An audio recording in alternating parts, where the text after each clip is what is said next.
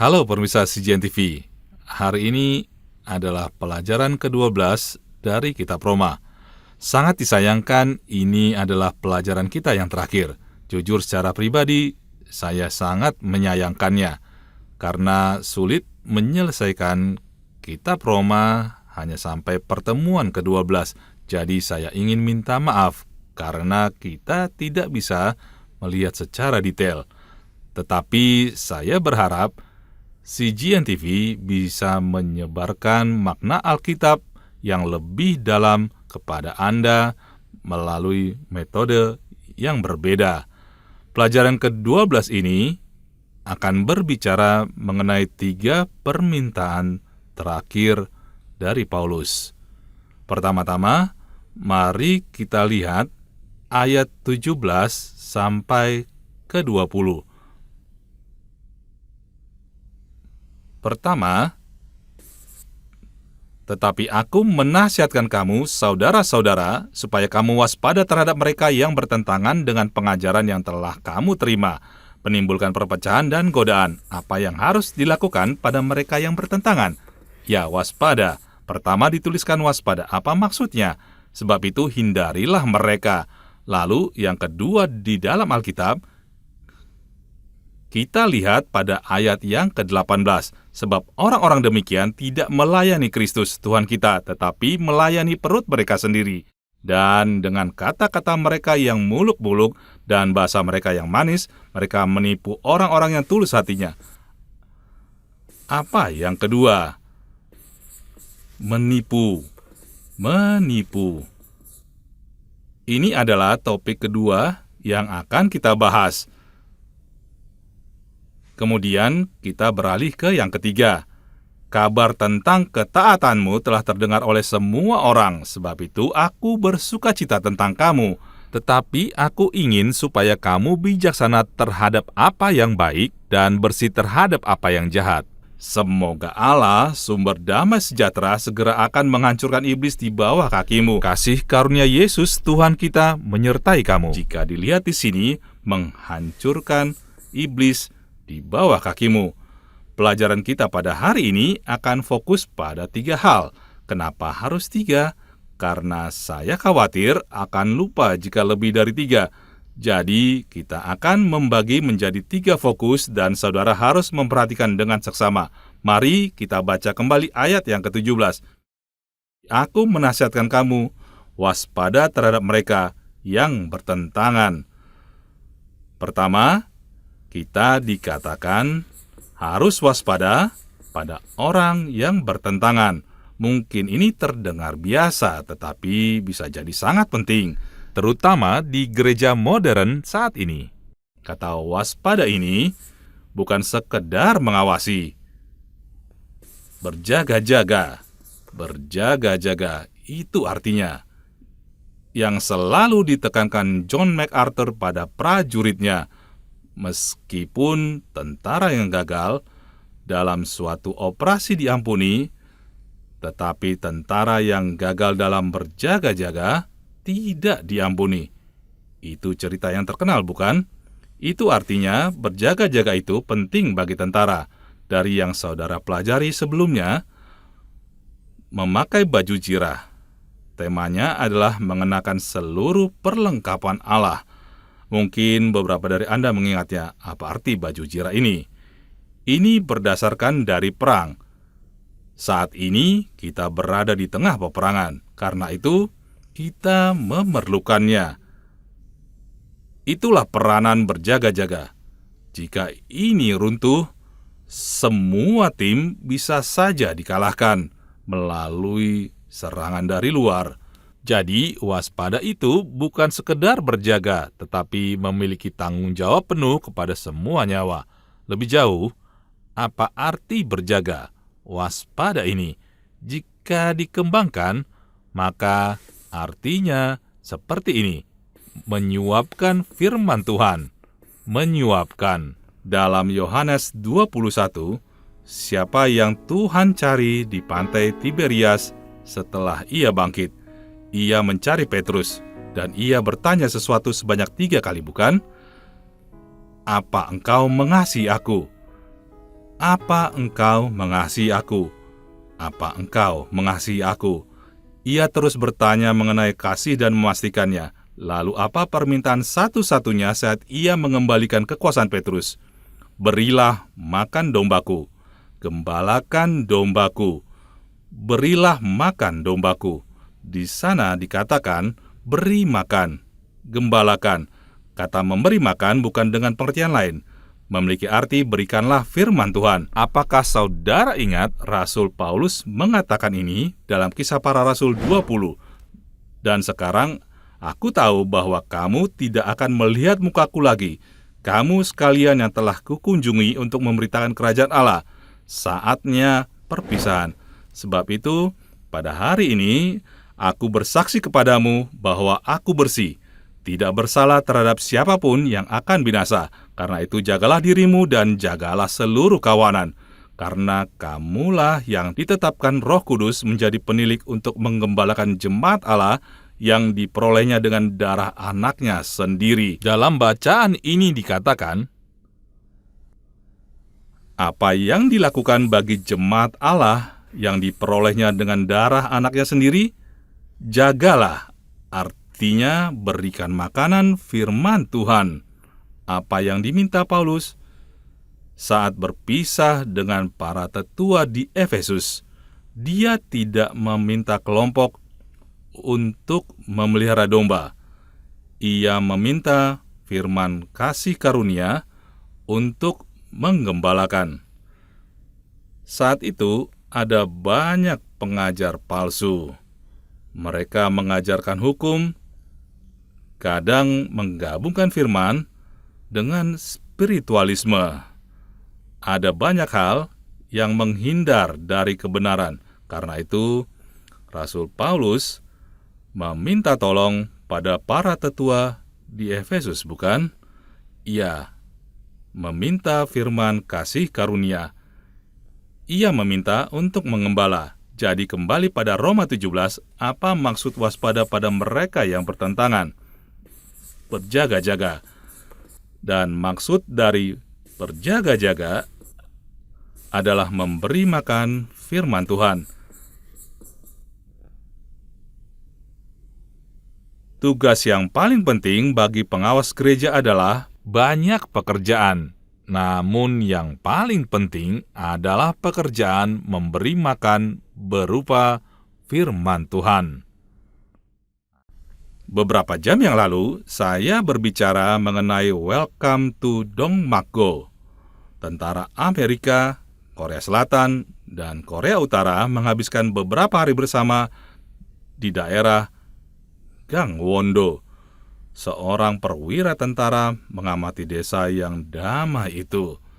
Kemudian sambil memandang gunung yang jauh, dia bertanya pada penduduk dan kepala desa di situ, "Pak, suasana damai yang terasa di desa ini pasti berasal dari kepemimpinan Anda.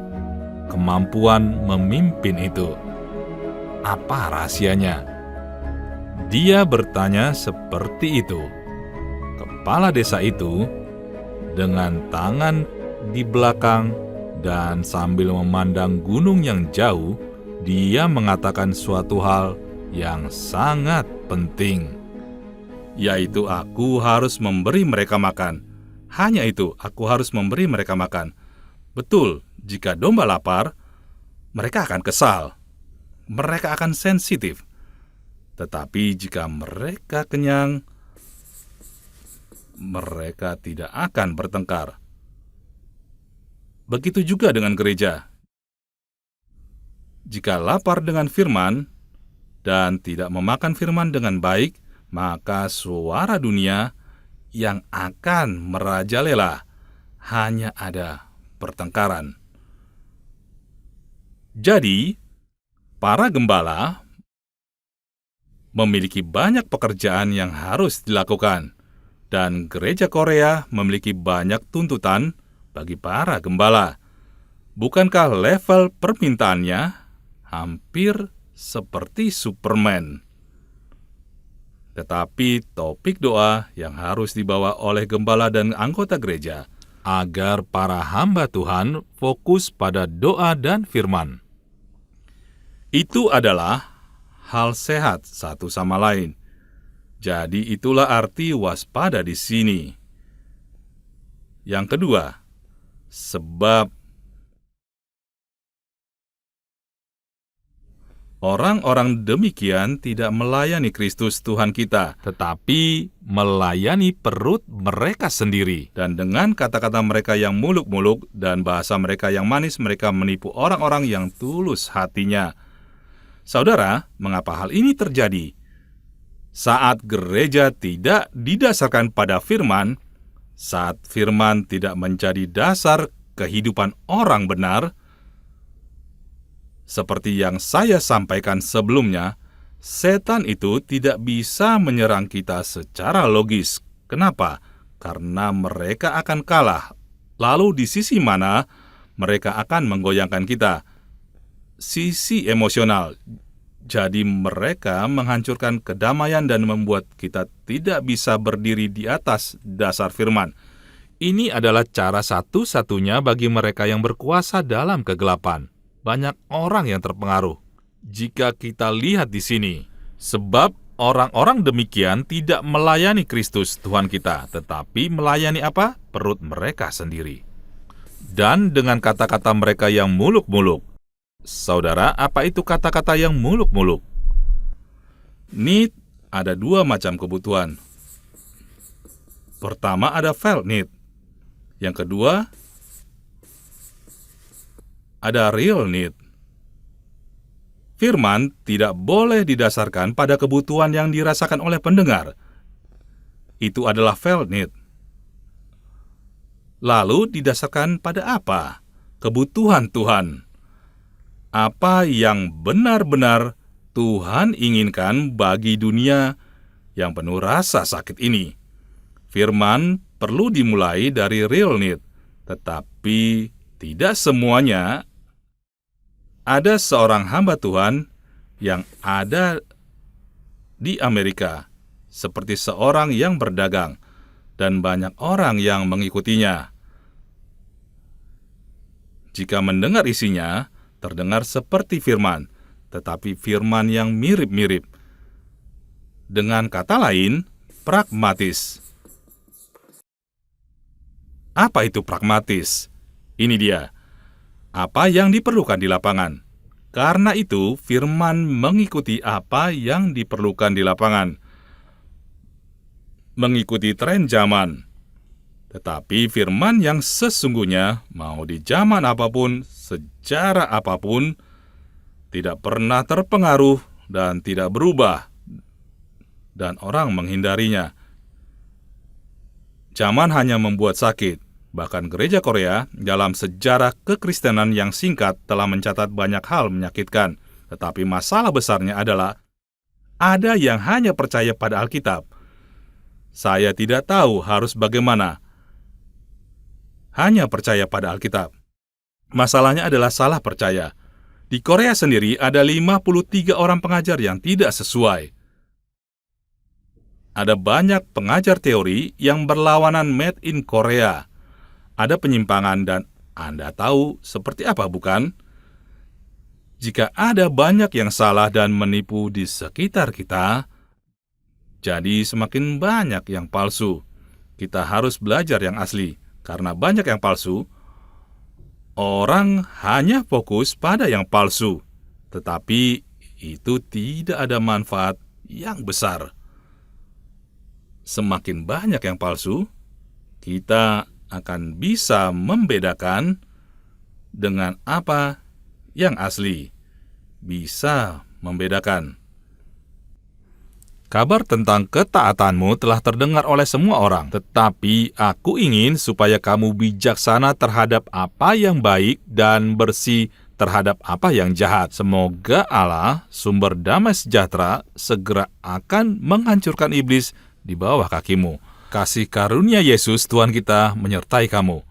Ini yang dikatakan. Yang ingin saya tekankan di sini, mari kita lihat Kejadian 3 ayat 15. Aku akan mengadakan permusuhan antara engkau dan perempuan ini. Dengan siapa? dengan perempuan ini dan keturunanmu. Keturunan siapa? Keturunanmu. Perempuan ini dan keturunanmu. Sampai di sini dulu. Apa arti dari keturunan perempuan ini? Kenapa keturunan dari perempuan ini? Ada alasan penting tentang penebusan di sini. Yesus adalah satu-satunya keturunan seorang perempuan. Saya kan juga lahir dari perut ibu saya. Bagaimanapun juga merupakan keturunan Adam. Jadi semua manusia adalah garis keturunan dari Adam. Jadi sifat dosa Adam mengalir. Saat Adam berdosa, dosa dilakukan bersama. Saat kita berada dalam Adam. Jadi kita memiliki dosa awal. Lalu Yesus tidak datang melalui keturunan Adam. Ia datang melalui perawan Maria, jadi ia tidak memiliki darah dari laki-laki. Ia adalah keturunan wanita suci dan tidak sedarah dengan sifat pembawa dosa. Jadi, kelahiran dari seorang perawan adalah kriteria penting untuk keselamatan kita. Tidak ada teori yang bisa dicampur di sini. Tentu, dari silsilah, Yesus datang dalam silsilah pendosa. Betul? Tetapi kelahirannya tidak melalui hubungan seorang pria dan wanita. Jadi, ungkapan sebagai keturunan seorang perawan sangat penting di sini. Apa yang terjadi dengan keturunan perempuan? Permusuhan. Keturunannya akan meremukkan kepalamu. Kepala di sini, jika kepala remuk, artinya mati. Hanya waktu untuk mati yang tersisa. Siapa yang ditakdirkan untuk melakukan itu sekarang? Setan. Yang ditakdirkan untuk melakukan itu. Ini sudah ditetapkan. Menang dan kalah sudah ditetapkan. Yang ada di depan kita hanya waktu untuk memastikannya. Dan engkau akan meremukkan tumitnya. Tumit adalah perumpamaan dari penderitaan Yesus. Jadi dari firman dalam Kejadian 3 ayat 15 disebut awal mula firman. Saya membicarakan hal ini karena tadi saya sudah sampaikan ada 3 fokus pada topik hari ini. Yang pertama apa? Waspada, berjaga-jaga, memberi makan firman Tuhan. Itu arti yang saya sampaikan. Pembaharuan juga baik, tetapi pembaharuan tidak selalu didasarkan pada firman Tuhan. Pembaharuan tanpa dasar itu berbahaya. Yang pertama, ada kebangkitan sejati gereja Korea bersama dengan firman Tuhan. Apa yang kedua? Yang kedua, jangan tertipu. Karena banyak yang menipu, janganlah tertipu. Ada banyak makanan tidak sehat di sekitar kita. Jika dimakan, akan sakit perut. Komunitas sedang sakit, jadi gereja perlu tegas terhadap kelompok yang tidak benar. Tidak ada yang namanya kasih di sana. Dan apa hal yang berikutnya? Apa arti dari keturunannya akan meremukkan kepalamu? Percayalah pada kemenangan akhir. Perjalanan kita sangat panjang dan sulit. Akibatnya, itu terus menekan kita, membuat takut, membuat konflik dalam diri, dan mendorong kita pada rasa keraguan diri. Mungkin aku adalah palsu. Aku tidak benar. Jadi, itu membuat kita merasa bersalah, dan kita perlu keberanian untuk mengakui Tuhan sebagai Bapa dalam pertumbuhan iman kita. Meski begitu, Yesus mengasihi kita. Meski begitu, Yesus mati di kayu salib bagi kita. Bapa mencintai kita dengan mengirim anaknya ke dunia ini. Jika kita tidak tahu kenyataan ini, kita akan jatuh pada godaan. Jadi, Untuk yang terakhir, apa yang perlu kita lakukan untuk kemenangan ini? Saya ingin berbagi dengan metode teori. Kemana bangsa Israel pergi setelah menyeberangi Laut Merah? Mereka menuju padang gurun. Lalu mereka menuju ke tanah Kanaan. Maka strukturnya seperti ini. Padang gurun, mereka keluar dari Mesir. Tujuan mereka Kanaan. Perhatikan ini, mereka menghabiskan 40 tahun di padang gurun. Apa masalah terbesar di sini? Kenangan dan ingatan dari Mesir, kemana mereka ingin kembali setiap mengalami kesulitan. Apakah sudah mencoba? Ke padang gurun, ke Kanaan, Mesir, kemana? Mereka terus mengingat dan mencoba kembali ke Mesir. Anda ingat bukan? Jika ada di sana, mereka bisa makan bawang sepuasnya, daging sepuasnya. Meski tidak bisa bebas bergerak, mereka punya rumah. Mereka memiliki banyak keluhan karena ingatan dan kenangan dari Mesir. Tetapi masalahnya, tempat yang mereka tuju adalah Kanaan. Tetapi mereka tidak punya pengalaman di Kanaan. Hanya ada satu hal, hanya tanah yang dijanjikan Tuhan. Jadi apa yang harus dipercaya? Landasan terpenting dari padang gurun ke Kanaan adalah tidak ada jalan lain selain percaya pada janji Tuhan. Dan ketika kenyataan dari firman itu menurun, keinginan untuk kembali ke Mesir muncul. Hal yang ditekankan di sini, 40 tahun di padang gurun, apa yang dikatakan di dalam Ulangan 8 ayat yang ketiga. Manusia hidup bukan dari roti saja, tetapi manusia hidup dari segala yang diucapkan oleh Tuhan. Firman Tuhan ditekankan. Apa yang paling Yesus tekankan saat ia mulai hidup bersama. Setan akan memberi berbagai cobaan, dan kartu yang Yesus keluarkan adalah firman dari Ulangan ini. Firman ini, manusia hidup bukan hanya dari roti saja. Setidaknya Yesus memiliki keyakinan pada firman Tuhan. Tetapi saat keyakinan itu mulai menurun, kita tidak memiliki pilihan lain selain keinginan untuk kembali ke Mesir. Jadi, setelah meneliti kembali 40 tahun di padang gurun, awalnya ini ditulis dalam Ulangan 1 ayat yang kedua. Dinyatakan dengan jelas butuh 11 hari. Apa isi ayat yang ketiga? Inilah awal mulanya 40 tahun. Perjalanan 11 hari menjadi 40 tahun dari 11 hari. Disebut apa perjalanan 11 hari menjadi 40 tahun ini? Pemborosan. Konsep boros dalam Alkitab. Mari kita lihat konsep berfoya. Mari kita lihat konsep yang sama. Berfoya adalah berjudi, mata keranjang, mabuk juga termasuk berfoya, tetapi bukan yang dimaksud Alkitab. Berfoya di dalam Alkitab adalah boros, apa yang dibuang-buang.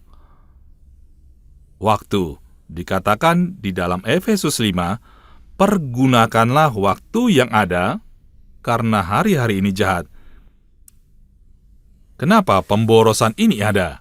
Bagaimana mungkin 11 hari bisa menjadi 40 tahun? Karena satu hal, ketidaktaatan. Bukan sekedar tidak mendengarkan, tetapi setiap tindakan tanpa meletakkan hidup pada kendali Tuhan adalah ketidaktaatan. Hasilnya adalah pemborosan dan berfoya. Singkatnya, ini membuang-buang waktu. Agar kita percaya pada kemenangan terakhir, masalah yang paling penting selama di padang gurun, saat keyakinan akan firman menurun, selalu mencari keajaiban surga. Saudara, ini adalah alasan Tuhan menurunkan roti dari surga. Karena orang-orang meminta, ingin makan daging, ingin makan sayur, ingin makan bawang. Mereka minta roti, air. Tuhan memberikan roti dan air.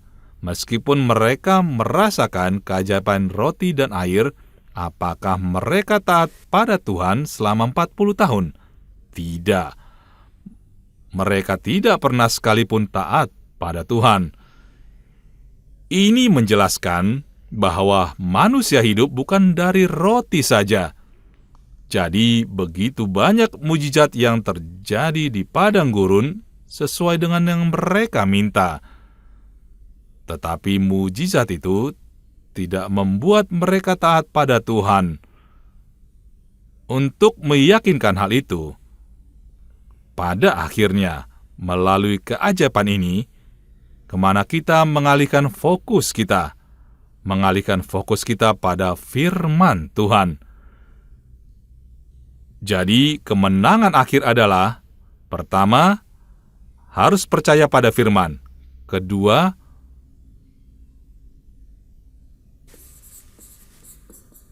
percaya pada firman dan mematuhinya bersama-sama.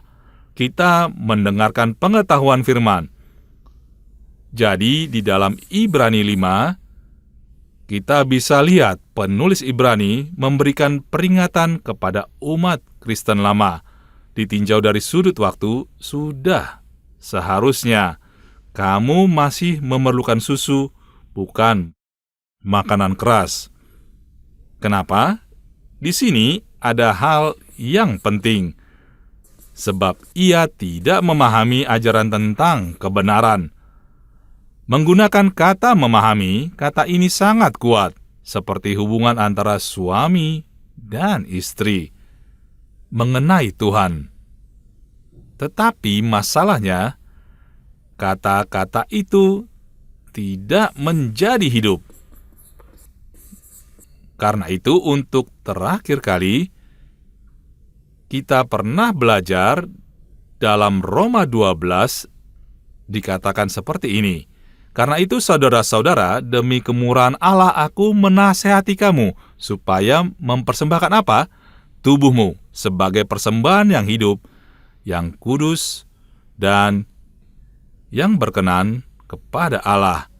Itu adalah ibadahmu yang sejati. Ibadah yang sejati adalah melebihi formalitas, yaitu melalui kehidupan kita. Ibadah dengan hidup kita. Bukankah di sini dikatakan persembahan yang hidup? Dalam kitab Roma hingga pasal yang ke-11 merupakan prinsip-prinsip firman. Lalu pasal 12-16, bagaimana kita harus hidup? Hidup ini adalah ibadah, bicara mengenai kehidupan ini, semuanya. Jadi saudara, di akhir pasal 16, ada banyak salam yang muncul, tetapi banyak nama yang tidak dikenal. Terkadang saat kita pergi ke galeri seni, saat melihat gambar, apa tema umum dari karya tersebut, yaitu manusia. Minggu lalu saya sempat pergi ke galeri seni di Orsay, Prancis. Banyak yang berkata demikian. Anda harus pergi ke di Orsay. Dan jika ada sisa waktu, pergilah ke Louvre.